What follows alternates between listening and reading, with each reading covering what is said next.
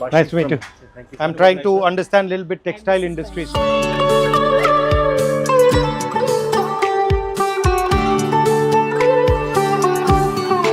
These are from Andhra. So these are kalamkari patterns. These are Ajrak print, Gujarat in Kutch.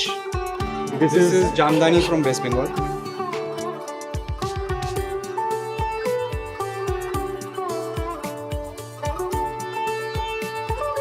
So every state has something going on. So every 100 kilometers there is something. Different.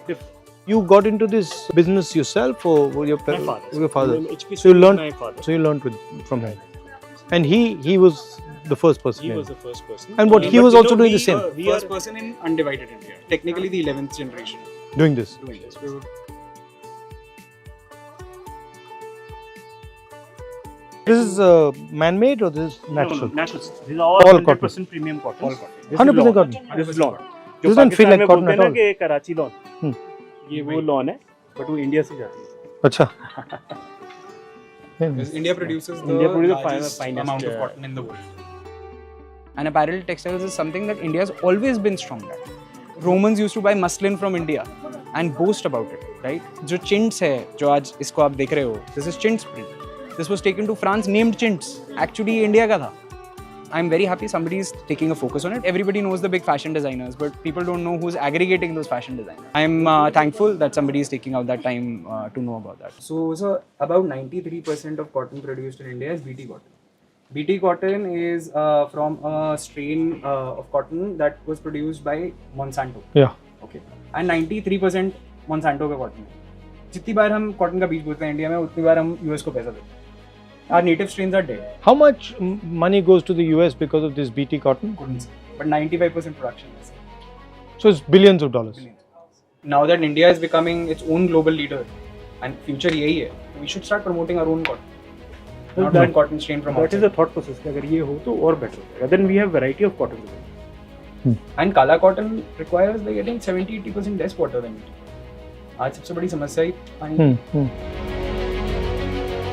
जैसे मैंने बताया कि BT cotton is cotton from outside of India, right? वैसे similarly all certifications governing जो हमारी factory को govern करते हैं are from outside of India. Every single time we get a certificate or a factory gets a certificate, money is going directly out of India. Government could technically make a self-governing certification body.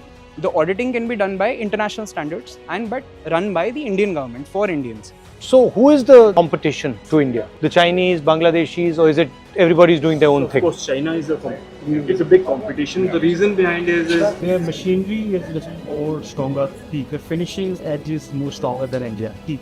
So that is the reason they do. Bangladesh is cheaper is because they import from China and they make it there. Add value Very and- cheaper. Value addition is the Indian strength. That is the reason we are still surviving. India till now has the best quality textiles by far than any other country. The only thing कि China के पास competitive edge is too because they're technically more adept. And the scale, theirs is bigger or is the same?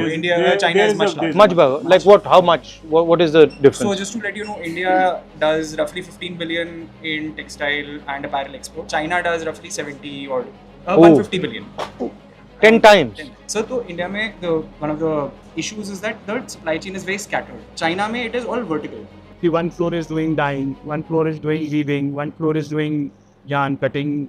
Right. And here, if you want to do dyeing, you got to go somewhere else. Because इतना बड़ा infrastructure है नहीं. So you're talking about like a big textile zone. Zones should be the proper zones जहाँ पर सारी चीजें मौजूद, not just one. Due to हमारी लैंड भी जो बहुत महंगी होने की वजह से हमारे जो इंफ्रास्ट्रक्चर्स हैं वो प्रॉपरली बड़े डेवलप नहीं हो पाते हैं बिकॉज उसकी कॉस्ट फैक्टर्स लैंड की वजह से ही जो है फंडिंग बहुत ज़्यादा टाइट हो जाती है. सो अगर हम इंफ्रास्ट्रक्चर प्रोवाइड करा पाएँ प्रॉपर जो हो रहे हैं लेकिन उसमें इंफ्रास्ट्रक्चर में वर्टिकल सेटअप्स की ज़रूरत है कि उसी जोन में right from fibre to product अगर बने तो हमारे कॉस्ट फैक्टर्स पे भी फर्क आ सकता है. How many people are working in this?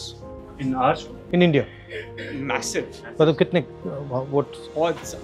You can imagine if it's a 50 after it's Biggest. second largest economy. And what are your comments on the different parts of the value chain? Farmer, producer, designer, what is Farmer it? is grossly underpaid. Huh. Actually, this is where India loses out is because अगर cotton produce हो रहा है and cotton fabric बिक रहा है तो उस बीच में एटलीस्ट 10-20 hands get changed. इस logistic supply chain को we need to shorten. Otherwise, it is going to be incredibly hard कि हम farmers को कुछ दे पाएं. And how do you shorten it? So technically, government should do processing houses. The same idea you're saying. Put it all together. Okay. Thank you very much. Lovely to see you. Thank you, ma'am. Thank you. Nice to meet you. Thank you so much. Yes.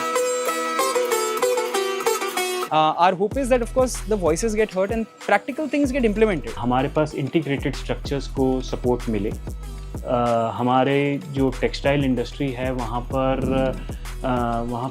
R&Ds के लिए, research and development के लिए कुछ helping centres हों, जैसे government की तरफ से बेस्ट ऑफ द मशीन्स हों, वो सपोर्ट लेवल गवर्नमेंट लेवल चाहे स्टेट गवर्नमेंट या सेंट्रल लेवल से दें, वो इंडस्ट्री वहाँ पर बहुत अच्छे से फल फूल सकती है। So I'm glad that somebody is making and taking out that effort, and hopefully that can result in a better future for apparel and textiles in India.